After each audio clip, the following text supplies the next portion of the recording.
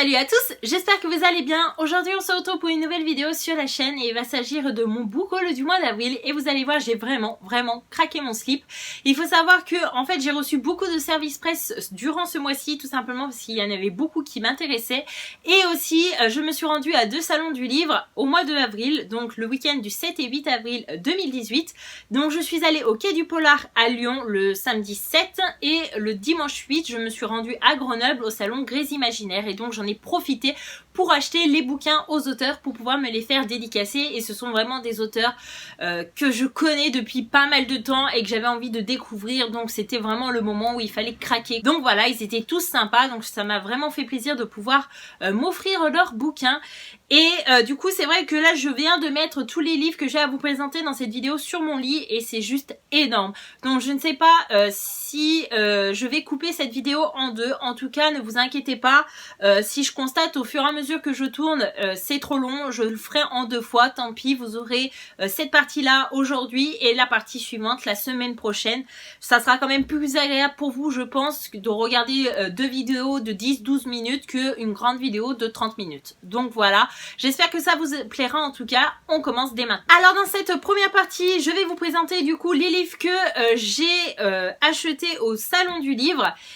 Et donc on commence directement avec le salon de Lyon. Le premier bouquin que j'ai décidé d'acheter au salon de Lyon, c'était L'œil de Ken de Patrick Bowen, publié aux éditions Le Livre de Poche. Et donc c'est un thriller et c'est de la faute de Cédric Armen. Tout simplement parce que il avait une fois mis sur sa page Facebook un statut qui demandait à tous les abonnés qu'il a, à toutes les personnes qui lisent sur son profil, de lui recommander des livres qui parlent de télé-réalité. Et moi, vous savez que la télé-réalité, ça me branche totalement, que ça soit dans les bouquins ou même à la télé. Je ne regarde pas la télé-réalité à la télé parce que sinon, je perds mon temps. C'est-à-dire que voilà, on le sait tous, hein, c'est pas vraiment très évolué psychologiquement et en plus de ça, en fait, voilà, il suffit que je regarde une fois pour qu'après j'ai envie de regarder plein de fois et je perds mon temps. Donc je préfère lire un bouquin à ce moment-là plutôt que de regarder la télé. Mais après, chacun ses goûts et moi j'ai rien contre les personnes qui regardent par exemple les Marseillais ou les Anges de la télé-réalité. Vous inquiétez pas, je comprends, c'est addictif. Au bout d'un moment, voilà, moi j'ai rien contre ces personnes-là. Et du coup, j'avais regardé son statut et donc toutes les réponses que les personnes avaient mis sur son statut. Et là, mais ma liste d'envie a explosé. Et celui-là, eh ben, il est tombé pile au moment, c'est-à-dire que j'ai vu que l'auteur allait être présent au salon Quai du Polar et donc c'était le moment de craquer. En plus, c'était un format poche, donc ça va. En gros, il faut savoir qu'ici, on va être dans une télé-réalité, 10 candidats, 10 secrets, des gens comme vous et moi, enfin comme vous surtout, parce que moi je ne suis pas au programme, je suis l'invité surprise. Celui qui rôde en attendant son heure, celui qui va les embarquer là où rien n'est prévu, dans mon jeu sanglant, mon propre mystère. Et il faut savoir que du coup ce livre a été dédicacé de la part de l'auteur.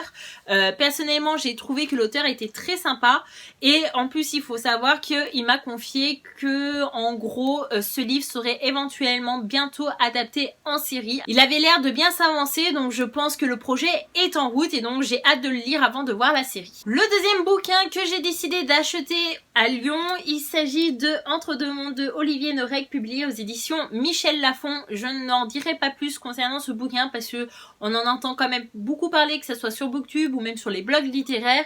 En gros voilà, Olivier Norek c'est un auteur que j'ai vraiment envie de découvrir, que j'avais déjà acheté un bouquin à lui il y a 2 ans quand j'étais allée au même salon du livre à Lyon et malheureusement je n'ai pas encore eu le temps et la chance de le découvrir, mais je pense que je le ferai avec celui-ci. Adam a découvert en France un endroit où on peut tuer sans conséquence et moi personnellement il n'y a que ces 4 phrases là pour le résumer, mais ça m'accroche directement, ma curiosité est piquée à vif et j'ai vraiment envie de découvrir ce bouquin et ça a été un coup de cœur pour pas mal de monde. Ça a été un livre assez poignant, assez traumatisant pour certains et j'ai vraiment hâte de voir ce qui va en être pour. Et bien sûr, ce livre aussi a été dédicacé par Olivier Norek qui a une trop belle écriture pour un gaucher parce que bon, encore une fois, vous allez vous dire, mais elle a un problème contre les gauchers. Non, c'est que souvent les gauchers, je trouve qu'ils ont du mal à avoir une belle écriture. Et bah lui, ce n'est pas le cas et en plus de ça, c'est un auteur très sympathique et j'ai été vraiment vraiment étonnée parce que j'avais fait la file d'attente avec Mr. Kev et Opaline et quand je suis arrivée devant lui, il m'a dit mais Mylène, c'est pas la première fois qu'on se rencontre. Alors qu'au final, bon, je l'avais vu il y a 2 ou 3 ans au même salon et que ben je l'ai pas vu plus que ça. Lui entre temps, il a fait beaucoup de salons et il a vu beaucoup de personnes. Donc voilà, peut-être aussi que j'ai un prénom qui est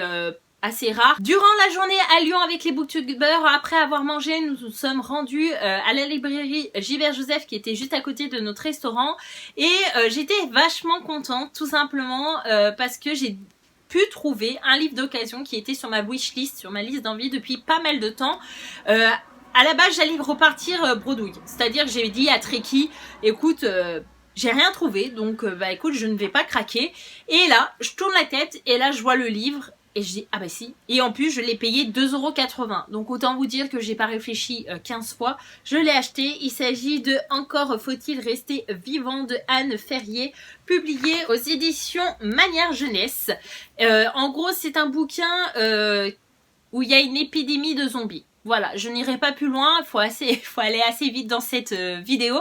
Mais en gros, voilà, si vous aimez les zombies, je pense que ce bouquin est fait pour vous. Et en plus, la couverture est magnifique. Je sais, c'est pas bien, mais c'est comme ça. Ensuite, à Lyon, il y a aussi Cassandra de la chaîne Croque les mots qui nous a rejoint après le restaurant. Et du coup, j'avais vu avec elle, j'avais vu qu'elle voulait se débarrasser de certains de ses bouquins. Donc, c'est généralement des services presse. Et comme c'est des services presse, et ben, vous savez, on n'a pas le droit de les vendre, mais si on a envie de s'en débarrasser, c'est un peu compliqué. Du coup, à part faire des échanges, les donner à des gens qui ont envie de découvrir ces bouquins. Donc voilà, moi je lui avais écrit en lui disant, écoute, si ces bouquins-là sont encore dispo, moi je veux bien, apporte-les-moi au salon. Et puis voilà. Donc du coup, j'ai craqué pour Libération de Patrick Ness, qui a été publié aux éditions Gallimard. C'est un Patrick Ness. Je n'irai pas plus loin dans la description de ce bouquin, tout simplement parce que Patrick Ness, j'en entends beaucoup parler, que ça soit n'importe quel bouquin et du coup j'ai envie de le découvrir et pourquoi pas avec celui-là. Et du coup j'étais super contente pour le bouquin suivant tout simplement parce que celui-là je l'avais rajouté sur ma liste d'envie dès sa sortie. Il s'agit de Les 1000 visages de notre histoire de Jennifer Nivan, publié aux éditions Gallimard Jeunesse également. Voilà, c'est un bouquin qui me tentait tout particulièrement, c'est juste un pavé. 450 pages, on dirait pas, mais moi j'ai l'impression qu'il est plus gros que ça.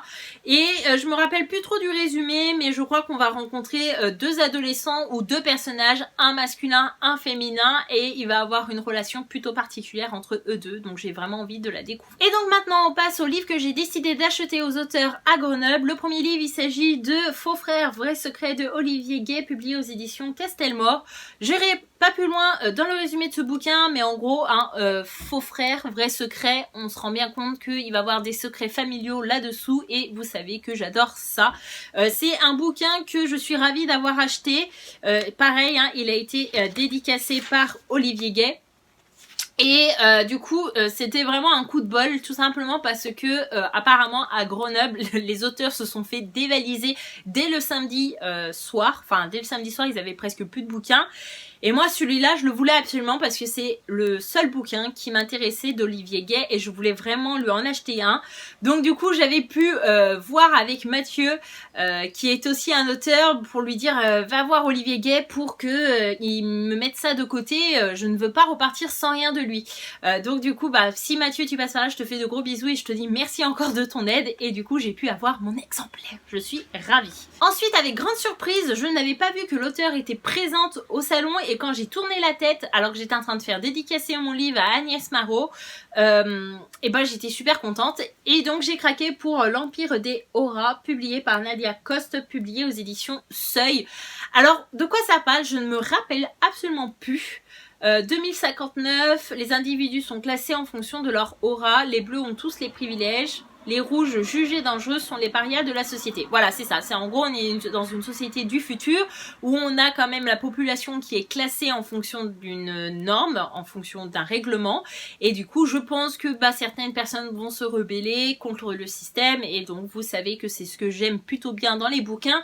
Et du coup, j'avais vu un point lecture de ce livre, mais j'arrive pas à savoir qui en avait parlé sur sa chaîne. Et quand j'avais vu son point lecture, je m'étais dit, ça c'est pour moi, absolument, je le rajoute dans ma liste d'envie. Et donc, il était dans ma liste d'envie au moins depuis 1 an, minimum. voire peut-être plus, j'arrive pas à me souvenir.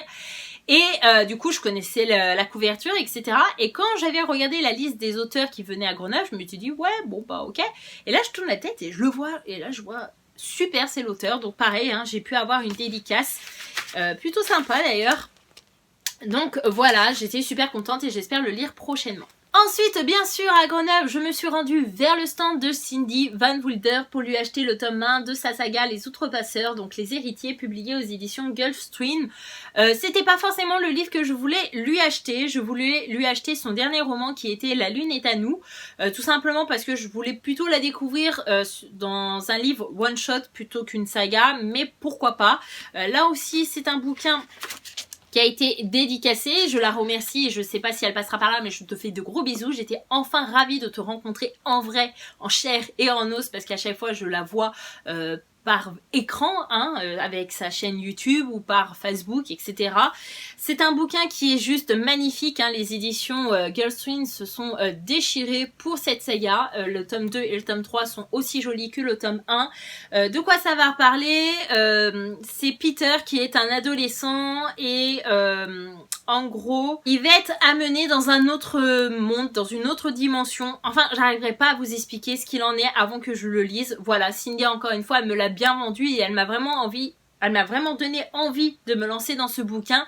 Donc j'ai vraiment hâte. Ensuite, j'ai craqué pour un bouquin qui n'est pas forcément connu, ni sur les blogs littéraires, ni sur Booktube. Il s'agit de World Wide Web de Johanna Zeir, publié aux éditions Book Factory.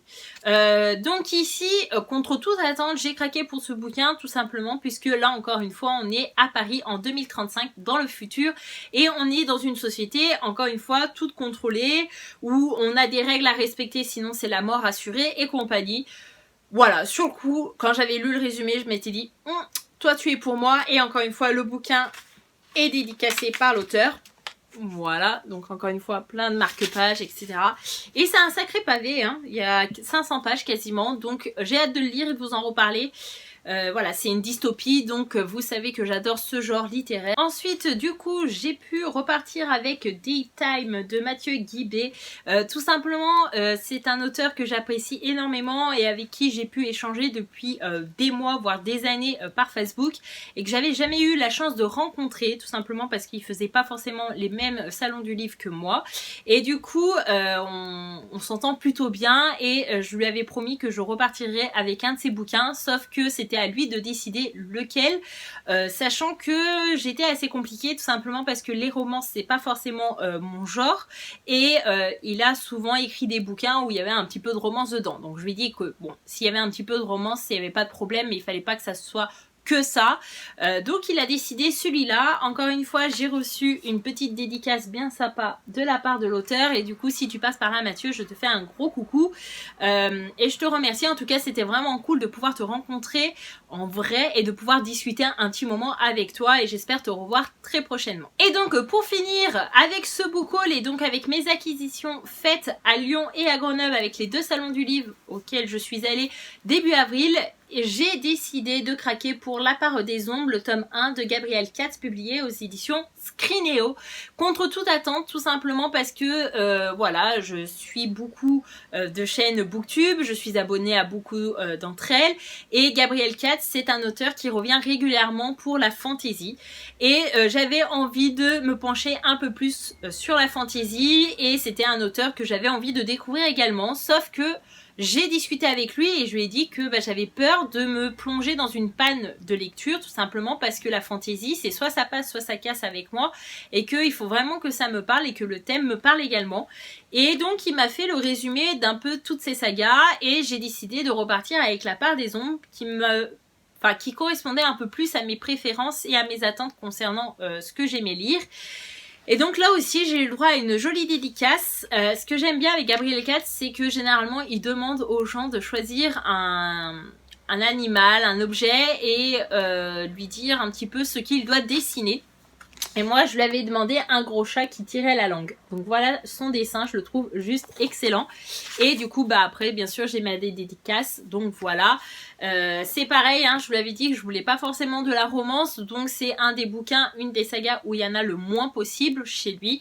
Et donc j'ai décidé de repartir avec celui-là. En tout cas, n'hésitez pas à me dire ce que vous en pensez. Et voilà, mon book haul du mois d'avril est enfin terminé. Du moins la première partie, puisque on se retrouve dans une prochaine vidéo la semaine prochaine pour la partie numéro 2.